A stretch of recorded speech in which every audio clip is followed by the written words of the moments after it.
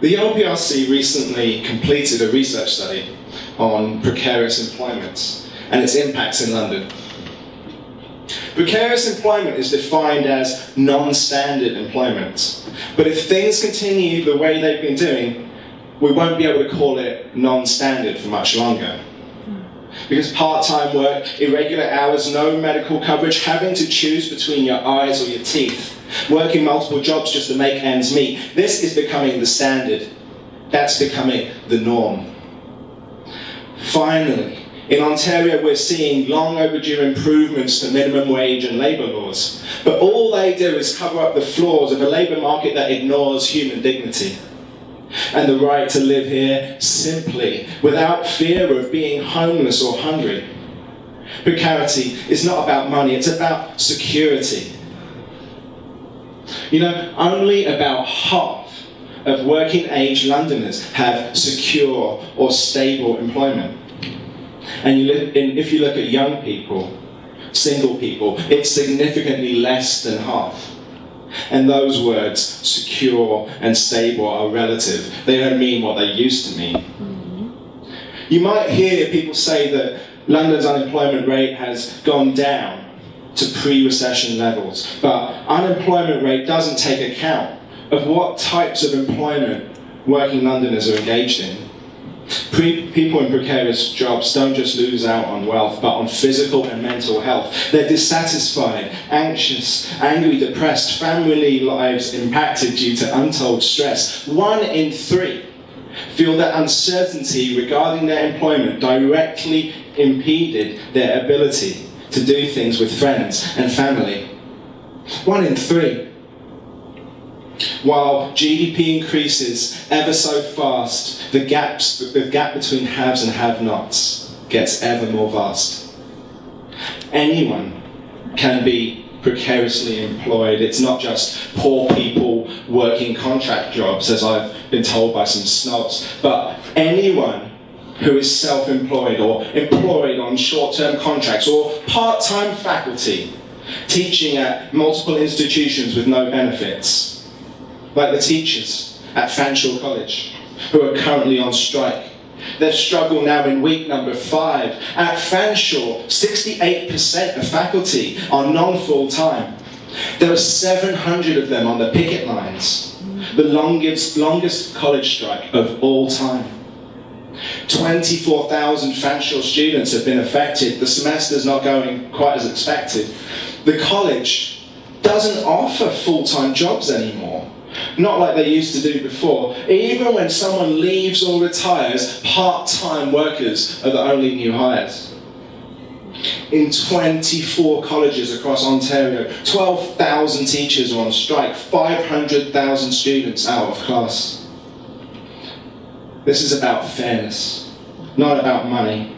This is about precarious work. This is about people juggling multiple jobs. Teachers would do so much better if their jobs were permanent.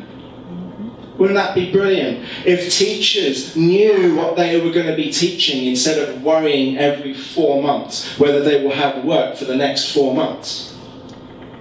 Students can't plan for next year. Teachers don't have time to prepare. That's not a model for quality education. Think of the damage this is doing to our nation. We're betraying the next generation. A third of Fanshawe faculty had never taken part in a strike before. It's not easy to walk out the door. Nobody likes being on strike.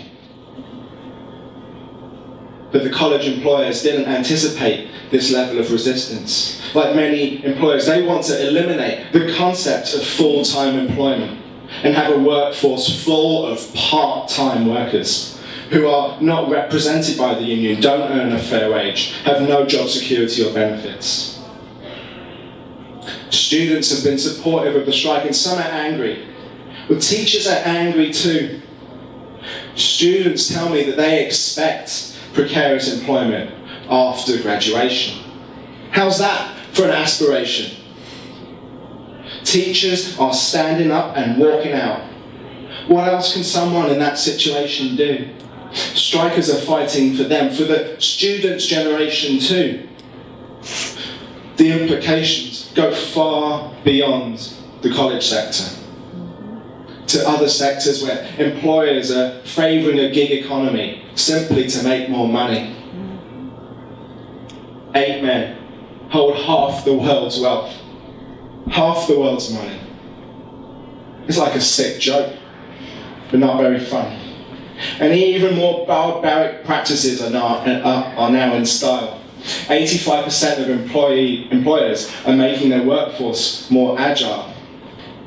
They say this is the Gilded Age, but millions can't earn a decent wage. It's time for humanity to turn the page. Future generations deserve stable employment. Because workers fought for hundreds of years to have things like fair wages, contracted employment, representation.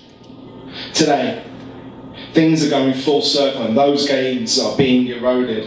And if people like you and me don't do something, the things that so many have fought and died will be gone because we never tried to show up, to stand up and walk out and walk together. We can be the Mark Twains of today. Do you care about precarious employment? Do you? Then take 5 minutes to do this. Call or email Deb Matthews, MPP London West, Minister of Advanced Education and Skills. She has the influence to make the college employers negotiate. The strike will end if the employers show good faith and get back around the table. Ms. Matthews says she supports equal pay for equal work. Let's make sure she follows through. She says she wants more full-time jobs for Ontario. Here's a good place to start.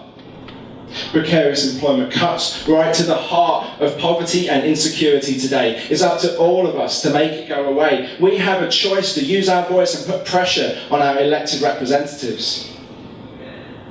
There is an alternative to precarious employment. Yes, there is an alternative to precarity. It's called solidarity.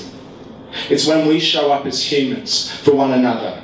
It's empathy to the power of 7 billion. If you care about precarious employment and you do one thing this week, actually, don't call or email Deb Matthews, do this. Go visit the Fanshawe College picket lines on Oxford Street and on Cheapside. Bring them some coffee, donuts, cookies, sandwiches. Let them know that they're not alone. Let them know that Londoners are behind them.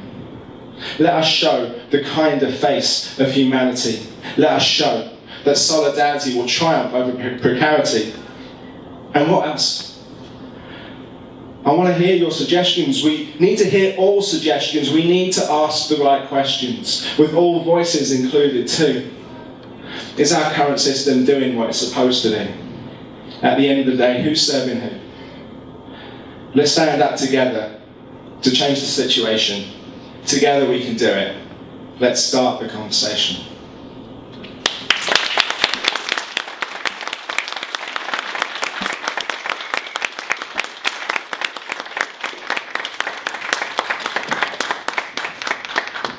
Thank you so much for beautifully pulling together so much of the